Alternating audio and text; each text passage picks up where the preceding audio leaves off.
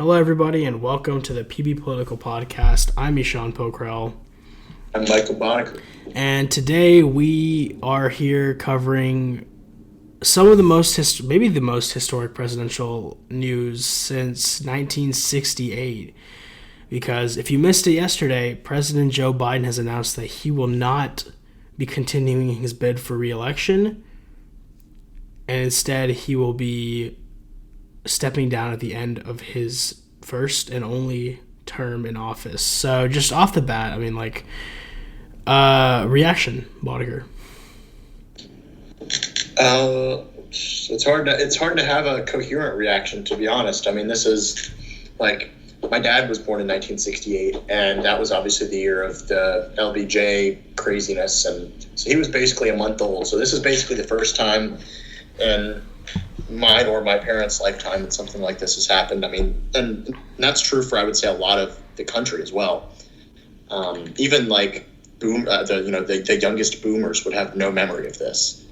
So it's just something that's really weird. I think, you and I, you saw it coming much more than I did. I didn't know how fervently they were really going to press him to step down, but it seems like from the amount of people telling him both publicly and privately that I think that they had kind of decided in the last couple of days that he had had enough. He was kind of done.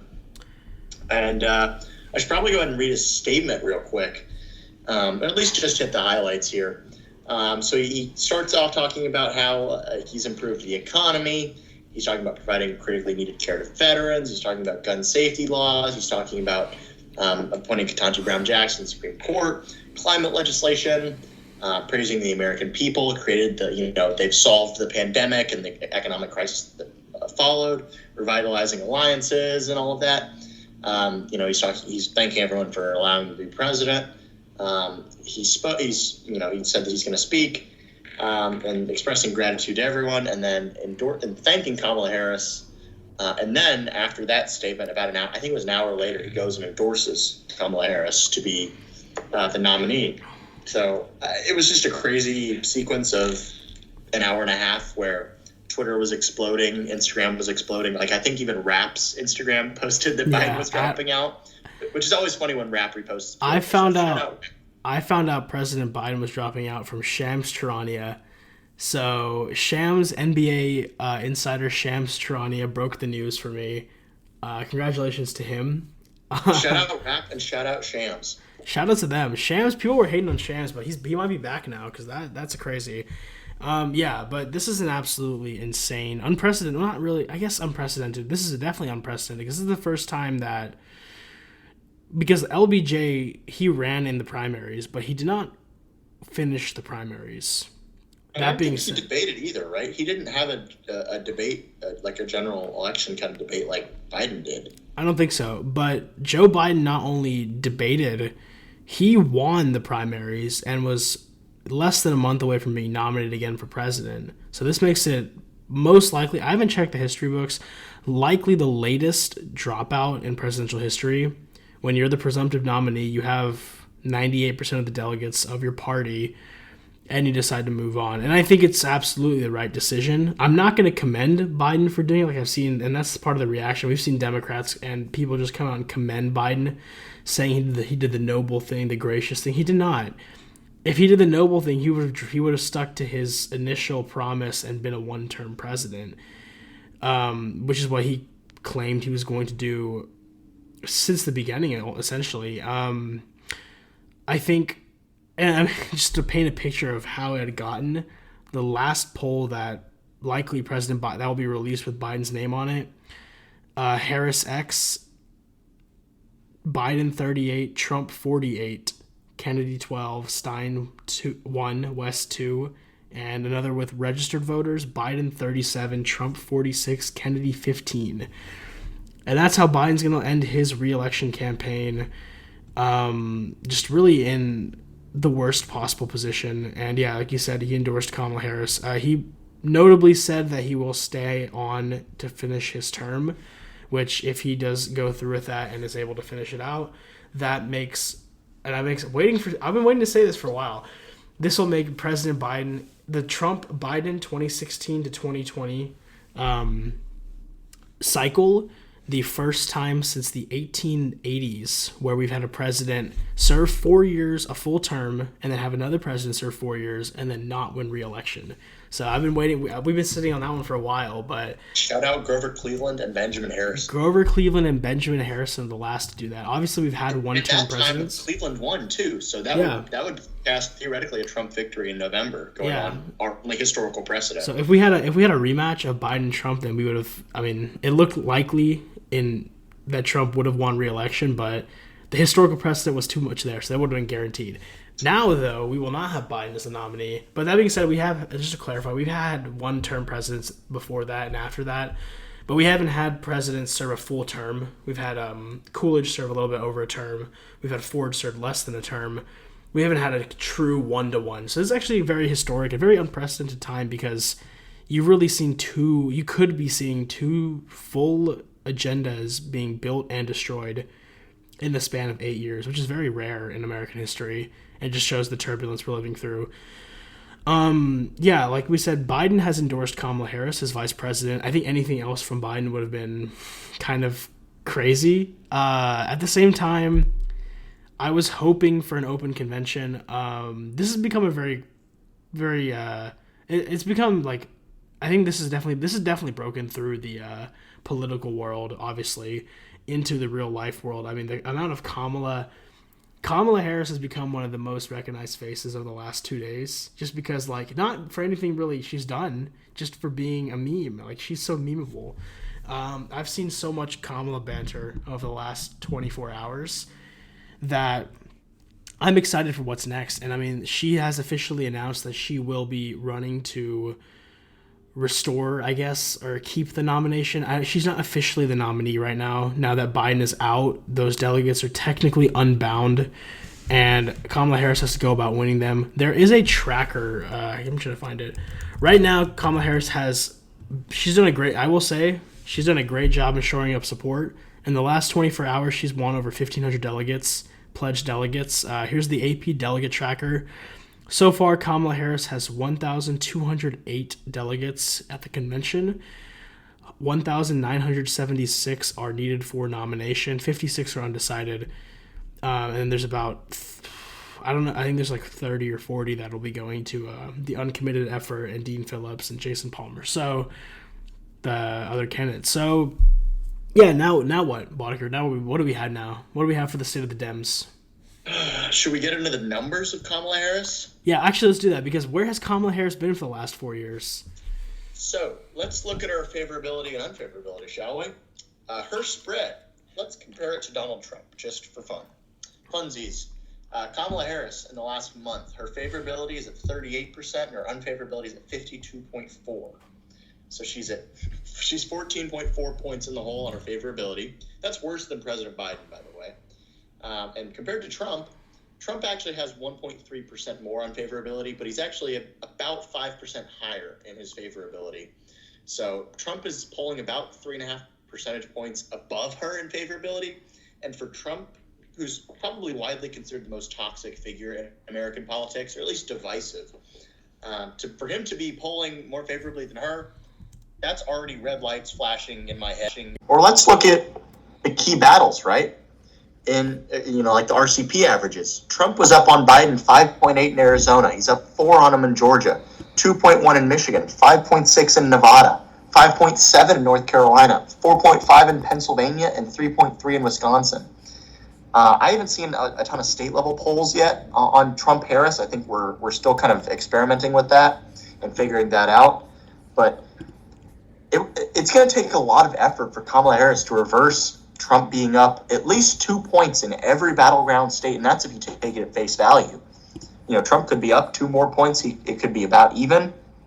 And so she's got a ton of work to do, not only to win over the delegates just at the DNC, but to actually win independents and moderates. Like, it's, the advantage that she has, I will give her, is that she has the vast majority of the Biden-Harris campaign infrastructure already that's going to just keep working for her. So she kind of already inherits Biden's campaign structure, which will be helpful because she doesn't have to get a ton of stuff reorganized. But, I mean, if you look at it, Republicans are now leading in the generic congressional vote. Biden's job approval is down 17 points. Trump is leading. Even you would assume he's also leading Harris in every swing state. Like, she's playing from behind, and she's got a lot of work to do, and she's not exactly popular. So I know we're going to get into it later, but this is where those running mates are going to come in real handy, depending on who she decides to select.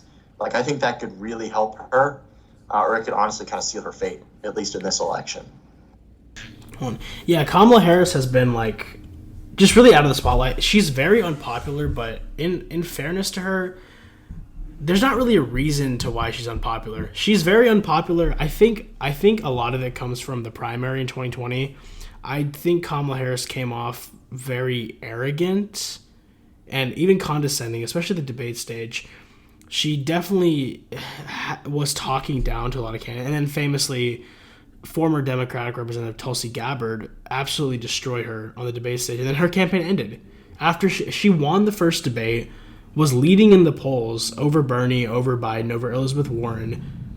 And then Tulsi Gabbard, the congresswoman from Hawaii, fully decimated her on the stage, and she dropped out of the race. She didn't even make it to Iowa, I believe. So I don't really know, but at the same time, like, I don't know where the unpopularity comes from for Kamala Harris. In the sense that, like, this unpopular, like you said, she started at, like, there was a switch around September. It might have just been Afghanistan. There's a switch on the 538 polling when you look at the approval ratings. It switches just about September 2021. Right after the Afghanistan withdrawal, right, because they made up the date into August, and then after that, it's just gotten worse. And I think it's just a general disapproval of not even necessarily President Biden and the Biden administration, but just the general mood of the economy and the American electorate right now. Economy is not great, despite what people say about the stock market. Inflation's still up 20+% over the last 4 years. People don't like that. People aren't used to that still. So that's definitely hurting. And yeah, Kamala Harris hasn't really been given, because obviously vice presidents kind of get given like pet projects. They don't really do, they're kind of like impossible tasks. Famously, they sent Kamala Harris down to the border like 2 months in. Do not come. That's her advice for immigrants. Do not come. There just hasn't been a lot to judge her on at the vice presidential level. A lot of people don't like what she's done at the senatorial or the Senate and the AG level, where famously Tulsi Gabbard, actually, in her clip, she was like, she locked up nonviolent drug users and then laughed about smoking weed in college. Not a good look. Kamala Harris, Vice President Harris. And yeah, I just don't know. Trump is a super divisive figure. The question now is, I think the Republicans actually because we said this before, I think Biden was the worst candidate for the Democrats. Every other candidate will be better. But if they do go with Kamala Harris, and we're going to talk a little bit about the convention here, if they do go with Kamala Harris, they've picked the second worst candidate, in my opinion, in my estimation. Just looking at polling, looking at how just the fact that she's been in the spotlight for 4 years, more or less, just isn't a good thing, in my opinion, in this case. And I think that's going to be, it might backfire for Democrats when they've really been given a lease on life, honestly, going into this new convention. Yeah, I mean, in Trump's polling, at least in what I'm seeing, Trump's up at least 2 on her in the general polling. And, obviously we've talked about the difference between what the general polling means versus the battlegrounds and actual swing states. But, like, again, Trump leading in a general election poll is just not good news for Democrats. That's bad pretty much every time, because the last 8 years, Trump has led more in general election polling in the last year. I would bet money that he's led more in the last year than he did in 7 before that. I think I think he didn't lead at like an average at all in 2020. So yeah, no, I agree fully, absolutely. That's an easy bet. I think it's weird that he's ahead. For him, probably politically, it's probably strange. Well, for he's the Trump never campaign. played from ahead before. He's always played from behind. They're probably like confused as to what to do. And they might be, hey, the problem is now they have to actually, because there's been like rumors that since the convention, the RNC Republicans have been like, oh, we're actually not going to run against Biden, whatever. But then they made the whole convention about Biden. So this is actually, it could be a politically smart move from Biden to step down after the convention. I don't think it matters that much, though. I just don't see, and this is, I guess we can just get into the Democratic convention, and also just Harris as a candidate. Is Harris going to run on anything that Biden didn't run on? Like, I just don't see how there's much differentiation there if they do end up going with Kamala Harris as the nominee. I think that she's just the weakest nominee because of how close she is to Joe Biden. Like, I think people are going to be very glad Joe Biden's not running. I think he'll bring a lot of swing voters back into the mix for Democrats, especially because of abortion, which will probably be a key issue across the country. But I just don't know, from a policy perspective, which still matters a little bit. I don't see what difference that Kamala Harris is going to bring in that's going to energize voters, other than just not being Joe Biden. Yeah, I would argue that Kamala Harris is probably much more liberal than Joe Biden is, at least publicly facing, probably, like representing California versus Delaware. And of course, Biden's he's been in American political life for 50 years now, so of course his opinions and stuff have changed over time, and we don't know how much true policy impact he had over his administration. I think that's something we'll find out later down the line. But yeah, I can't imagine her being too much more successful than him. But that's why the convention is going to matter, and especially let's assume that she wins it, who she selects as her running mate, because there's a couple of people that come to mind for me that I think could make a tangible impact on the race. And like we talked about with Trump and Vance. Well, now you're not running against Biden, so does Vance prove to be an asset or a liability? I think Vance still offers a lot of stuff to the ticket, but I think both debates just got harder now if you're a Republican, because Trump's debate's going to be harder now, even though people kind of hate on Kamala Harris sometimes. Like, I think she will be a better debater than Joe Biden, especially on some of those tough issues like abortion. I agree. I think Kamala Harris, I think she'll give a much more coherent answer than Joe Biden did. His answer was word salad. Yeah, I agree. And that's kind of a softball for Democrats, at least, to answer. So I think there'll be a couple of questions where she's definitely going to have an advantage now that Biden didn't. And even the vice presidential level, like, I think Vance probably would have wiped the floor with Kamala Harris. But now, like, if you pair J.D. Vance against, like, Gretchen Whitmer or even, like, Josh Shapiro from Pennsylvania, who are both probably great potential choices for VP picks, I think Josh Shapiro probably gives Vance a really tough run, and I wouldn't even be surprised if Shapiro probably beats Vance.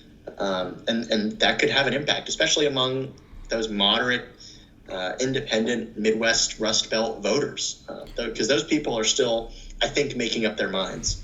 I think so too. I think when you look at, so not even like just putting aside VPs, I find it, I don't know, I wonder how it's going to look when Democrats are just going into the convention seemingly with a nominee, which with a logic, like logically it makes sense for the vice president to assume in theory it makes sense. The problem is people have had a lot of, like, Biden didn't run a real primary in 2024, and obviously incumbents never debate historically. That's not what I'm talking about. States were canceling primaries to kind of force Biden through. You had a sitting Congressman, Dean Phillips, saying that Biden was too old to run, and like through his experience with the president. So I wonder how Democrats are going to feel, because this is the other problem for Democrats. If Kamala Harris wins in 2024, if she's the nominee and she wins, then you're likely not going to have a true primary until 2032 if you're a Democrat. And 2016, it might have been Bernie's to win. That one's very shaky. Like, we can't act like Bernie wasn't probably the most energized candidate in that field, and probably would have had the nomination if it weren't for certain proceedings. 2020, kind of the same thing. Bernie was taking it. It was basically Bernie versus everybody, and he was in until like June or till April or whatever, May. And so there's a lot of angst, I think, on the especially the progressive wing of the Democrats, but also just like Democrats that don't want a super old, super corporate candidate. I think Kamala Harris is just the same as, I don't think there's there's nothing like squad about Kamala Harris at all and whatsoever. I think it's just sort of somewhat a little bit of the same, maybe a little bit more liberal on some positions, but overall mostly the same. Which is why I've been confused, I've been calling for it the whole time. Why are more candidates not jumping into this open race? Like, why are we not seeing people that clearly want to be president? Gavin Newsom, Gretchen Whitmer, Josh Shapiro, Andy Beshear, Roy Cooper, Mark Kelly. Like, there's so many names. Like, those are all governors and a senator, but there's many names. Joe Manchin was actually thinking about it publicly, which props to you for thinking about it publicly. He decided not to, unfortunately. But why are we not having more candidates jump into this race? Because you're getting an opportunity, in theory, if you win the nomination, to shape the party's platform for possibly 8 years and the future. And none of these Democrats are taking it. Also, if you're going to talk about how Republicans are going to end democracy, supposedly, in 2024 if they win, then why would you not be running to try to campaign that you're the best person to stop that from happening? It makes no sense to me. There's a logical fallacy there. But yeah, that's my little rant, because I just don't see why more candidates haven't gotten it. They've basically all given up. In fact, a lot of them have endorsed Harris. Beshear's endorsed Harris. He's the governor of Kentucky. Whitmer, governor of Michigan. Newsom, governor of California. All endorsed Harris. Nancy Pelosi, obviously, she wouldn't run for president. She's too old, but she's 86. But she's also endorsed Harris. A lot of the big names of the party have come around Kamala Harris now. And it's kind of just choked out any potential for any primary, which I think would have been, honestly, to their advantage. I think it would have been very advantageous for a televised DNC with 2 days of candidate speeches and then a debate. I think it would have been good for the public. I think people would like that. I think it's weird too. It does seem a little bit paradoxical that we're all going to solidify around Kamala Harris, but it's like a weird thing of Trump is both so beatable and so unbeatable that if he's so beatable, then they could honestly run. You're right, any of those people, and they could have a decent shot if that's the theory, right? That he's so beatable. But if he's so unbeatable, then wouldn't you want to put the best person forward? And that's also wouldn't that give a lot of these different people a good reason to participate? I don't know if it's a little bit of hubris on their part, or that they just feel like they're obligated. They have to choose Kamala Harris because she is kind of the next one up. But you're right. If the stakes are this high, you want to get the best person forward, because this is basically your mortal enemy. I think you could probably find a lot of Democrats that say that, Trump is kind of the mortal enemy, and you want to have your best fighter against your mortal enemy. And I would be surprised if a lot of Democrats think that Kamala Harris is the best person to put forward. I think there's like you said, kind of a laundry list of people that you could probably pair it to the rest of the country that probably would seem more fit to do the job than Kamala Harris. And I just don't see why. There's obviously some politicking, and you have to be unified and all of that other stuff, but it's already kind of enough of a disaster for them, and I get that they don't want to make it worse. But if you really care that much, you kind of have to throw your chips somewhere. At least try. Yeah, for context, for people that don't remember 2020 or weren't active politically, Kamala Harris dropped out before Julian Castro, Marianne Williamson, Cory Booker, John Delaney, Andrew Yang, Michael Bennett, Deval Patrick, Tom Steyer, Pete Buttigieg, Amy Klobuchar, Michael Bloomberg, Elizabeth Warren, Tulsi Gabbard, Bernie Sanders. So she didn't even make it to 2020 before she dropped out. She dropped out December 3rd, 2019. So there's not really the argument. There's no argument from Democrats that Kamala Harris is a populist choice. That's really what the party wanted. In fact, if you're gonna pick you pick Bernie, which would be funny. Bernie, what is it? What's the meme? This is how Bernie can still win. The funny thing is that Kamala Harris got picked because Joe Biden pledged it. Yeah, exactly. He was like, "I will select a black woman to be my vice president." Yeah, Kamala Harris. There's a couple of choices, and he picked her. He picked the wrong person. He should have picked Val Demings. I said that last week. I stick with it. Val Demings would have been a better vice president and would be a more formidable presidential candidate who could win Florida for Democrats. Last person to win Florida for Democrats, Obama. So I mean, there we are. Well, and Democrats have basically ceded Florida. Florida's the new Texas to them. Yeah, I guess so. The DNC, the Florida Dems have basically given up. Yeah, I mean, like, it's insane. Like, I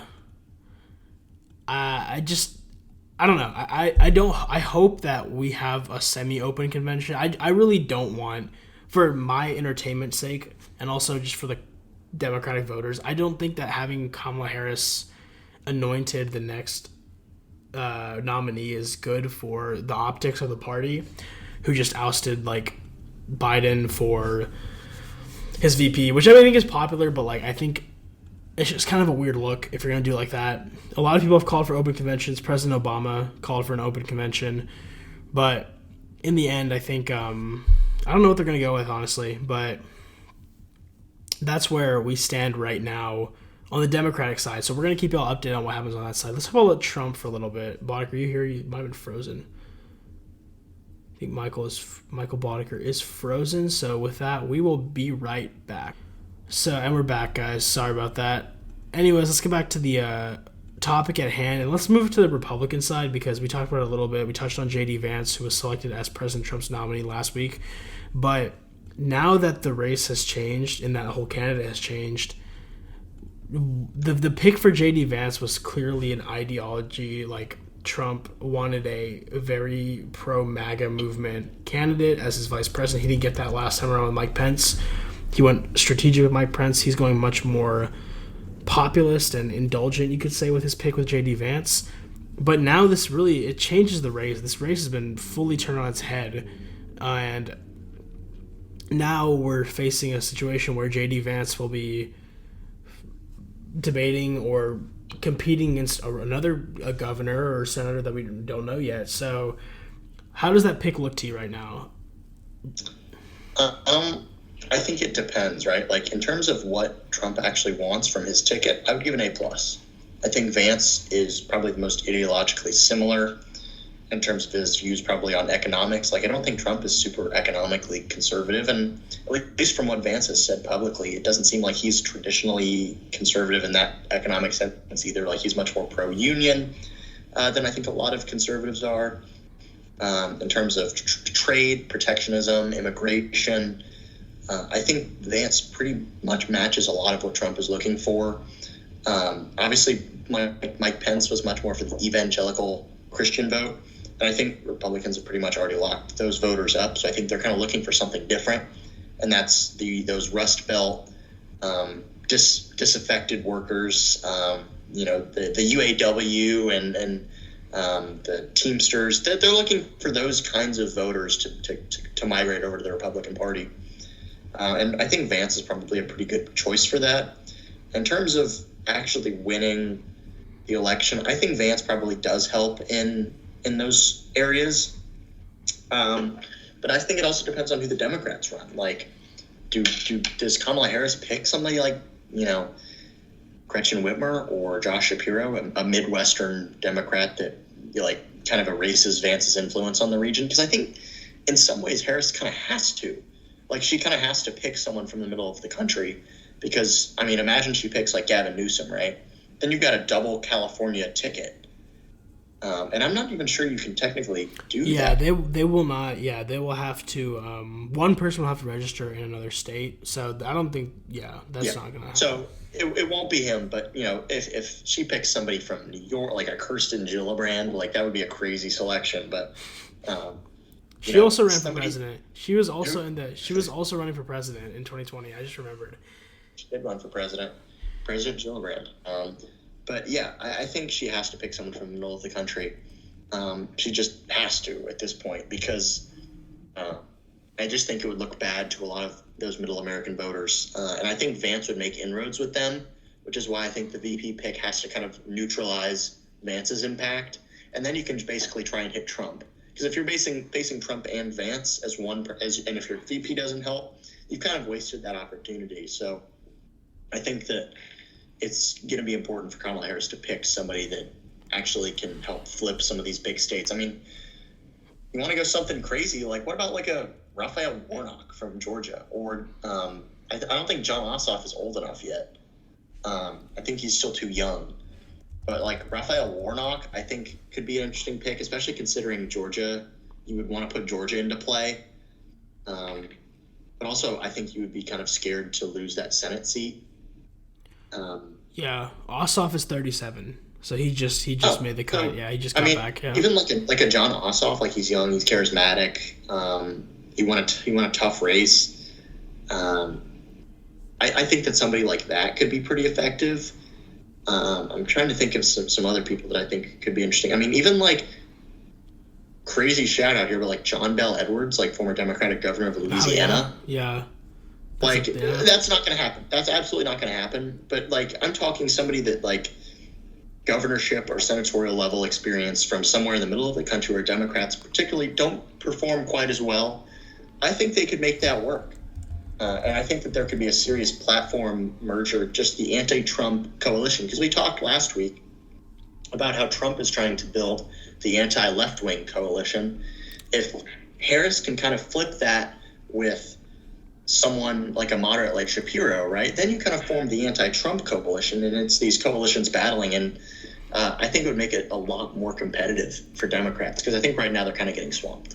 Yeah, I think JD Vance's pick, I actually don't think it's that negative yet. It depends on who Harris picks, though. But I agree. I think Harris is a much better debater, no question, than Biden. I mean, it's gonna be tougher. It's just gonna be a tougher race for Republicans. And I mean, you're talking about a Republican Party that was looking at like that was feeling like a big to landslide victory this November. Now you're looking at like genuinely, like honestly, this could be a close race. This could go to Democrats. This is not a foregone conclusion. It wasn't before, but with Biden at the top of the ticket, it wasn't looking good. Now it really can be anybody, and I think the economic populism we touched on last week with JD Vance is a big factor in why Trump picked him, especially in the Rust Belt. Again, if you win Pennsylvania and you're a Republican, you win Pennsylvania and Arizona, you're likely to win the presidency.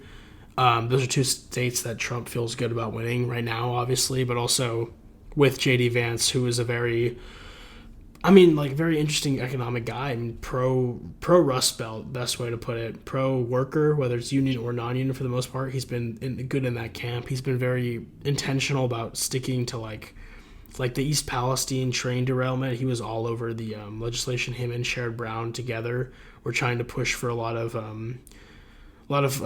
repayment and stuff on that. He's been good on economic policy in the region. So I think it's a good pick still.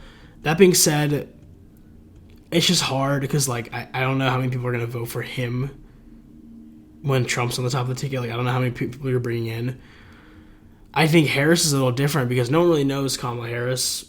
Not really. Like no one really knows what she does. She's the vice president, so no one really knows what anybody does when you're vice president. But her VP pick is going to be super consequential. I think the names that we've actually all been like throwing around in our heads are always Mark Kelly, the astronaut, senator from Arizona, Andy Beshear, governor of Kentucky, Josh Shapiro, governor of Pennsylvania, Gretchen Whitmer, governor of Michigan, and Roy Cooper. He's been getting a lot of attention recently, the governor of North Carolina. I don't think it'll be Whitmer. I just don't think optically, I don't know if they're going to run two women on the ticket. That's simple as that. I just don't think they're going to do that. I think they're going to go with to balance it out, quote unquote. They're going to go with the white. I don't think it really matters, but this is what they're going to do. They're going to go with a white guy from the Midwest.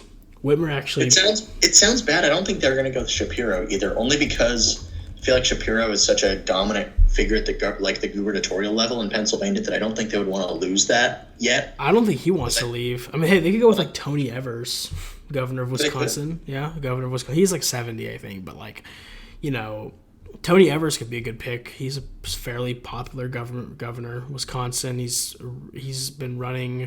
Is this his first term or second term? I can't remember.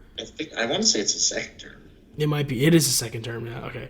So, yeah, I mean, he's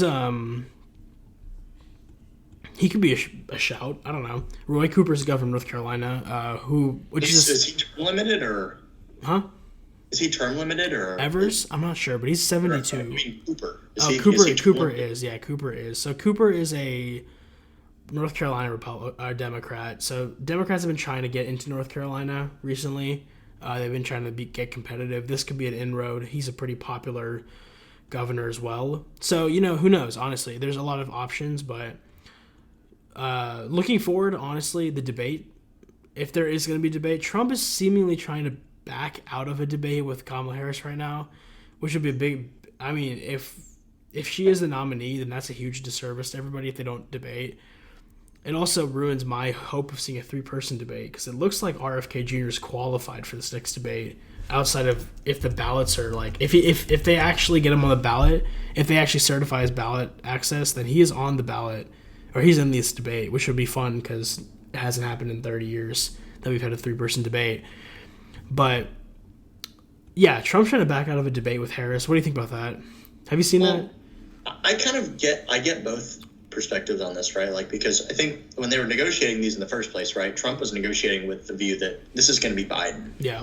And now that he's gone, he's like, well, you guys kind of did renege on your part of the deal. Like, we agreed that this would be basically a debate between me and Joe. Yeah. And now that Joe is gone, that he's kind of, I can definitely see why he's like, okay, well, this is a joke. Like, we're going to either have to reformat this. Did you see Did you see that Trump I think on Truth Social he said that all the ads that Republicans have played so far should be refunded because they're attacking Biden in them instead of Harris, which I found really funny. I don't know what's going on over there. I think Republicans are genuinely a little scared because they're facing someone that's competent. As in, like, I don't know if she's competent, but she can formulate a sentence.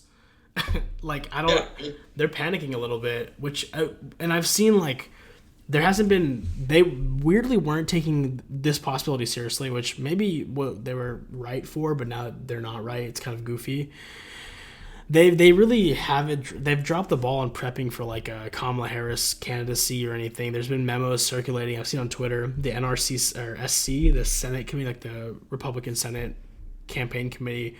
They have they just don't have a lot of research on Kamala Harris, and like whether that's because she hasn't done anything or because they just didn't think they were going to have to deal with the situation, they're kind of in a hole right now. I don't know. It's getting really interesting on the Republican side. It looked like they had this election just squared away in one way or another. I think Democrats are just buying time at the moment. They're just buying themselves some time, gets everybody talking.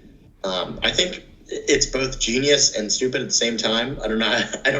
I don't think I've decided which one it is yet. But it's weird. So fascinating. I don't even know what is going on. I don't think we were prepared for this. No, it's truly a historic time. This is an emergency podcast. This is an emergency podcast. We're doing it on a Monday. So, yeah, I mean, and one last thing to leave everybody with before we go into the fun who will the nominee be question. Kamala Harris has now raised $150 million in the last 24 hours, which is a fundraising record. Most of that is admittedly big donors coming back to the party after basically forcing out Biden in a sense in one way or the other, by saying that I will not donate if he's on the top of the ticket. They got their way. Kamala Harris has enjoyed a huge fundraising boost today, as well as endorsements from some of the biggest names in the rising stars too, not just Whitmer, Newsom, Bashir, Wes Moore, the governor of Maryland, J.B. Pritzker, the governor of Illinois, where the convention will be happening. So that'll be interesting. Maybe J.B. Pritzker will get a little nod for VP. And yeah, like, so this is going to become, this race has become one of the most fascinating, but also one of the most messy. And I'm looking forward to it. It's going to be a lot of fun from here to November. Yeah, so... Do we have a big question? Pop the question? Yeah, so final question today. We've been doing a lot of these at the end of these last couple. This is fun. Okay, so 2 questions. Will Kamala Harris be the nominee? And 2, who will the vice president be for the eventual nominee? Okay, let me go with yes. She will be the nominee. From what I see today, at least. I just don't see how you can say she won't be. I think she kind of has to be. The infrastructure's already there for like she's raising money, like people are coming back, like it's a whole kumbaya moment. I think you've got to go for her. And the VP pick, I'm gonna go.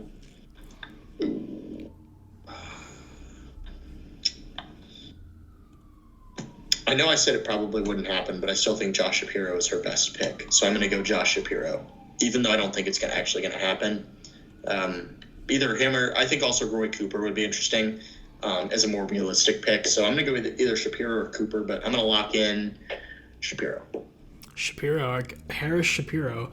I think I agree. I don't think there's any way. The way that Kamala Harris has made moves over the last 24 hours to secure her spot makes me think that this is kind of like something she's been planning for. Also very impressive because she's basically got half the convention already. I don't see how Kamala Harris can be upstaged. I don't think this should have happened for the record. I think they should have had an open convention, but I think it's going to be Kamala Harris. For vice president, though, I think, I would assume they'd go for a governor, but I just feel like all the governors are kind of wary on this in this race, which again, if you're going to be like Gavin Newsom, who's been talking about how Trump's going to end democracy, you should be trying to run. But he hasn't. He's actually endorsed Harris. So I think she's going to go with Mark Kelly out of Arizona, the senator. It's obviously, it's sometimes weird to have a senator and a senator, I guess, vice president and a senator on the ticket, but Biden did it, so there's that. But also, I think Mark Kelly, very popular, not just as a candidate, like a politician, but also astronaut, kind of a classic American hero. Also, wife married to Gabby Giffords. Yeah, married to Gabby Giffords, who was shot in the head and survived when she was a congresswoman. So there's a lot of upside. Now, I guess the question will become Second Amendment stuff with Gabby Giffords and her org, but that's a political question. So I'm gonna go with Harris Kelly. We'll see. The DNC's in about a month, so we still have time. We'll probably do another round of picks when something else comes out. But yeah, I mean, anything else to end off with? This is going to be so much fun. This is insane. I'm not ready for it. I'm so ready for it, but I'm so not ready for it at the same time. It's like a mystery box. Yeah, it's gonna be a lot of fun. So yeah, with that, thank y'all for listening. Keep checking the website, keep checking the Instagram. We always got something coming out. If you check the website right now, our headline is actually It's Jover. So that's a little fun I added there. So you guys can look at that there. But also, yeah, just check out Be Political. Tell your friends to follow. Listen to the podcast, Best Electoral Analysis. That isn't two people yelling at each other. So with all that being said. What? We can start doing that. We can. It'll be fun, We might need to. But yeah, with that being said, thank you all for listening. I'm Eshan Pokhrel. I'm Mike Bodeker. And goodbye.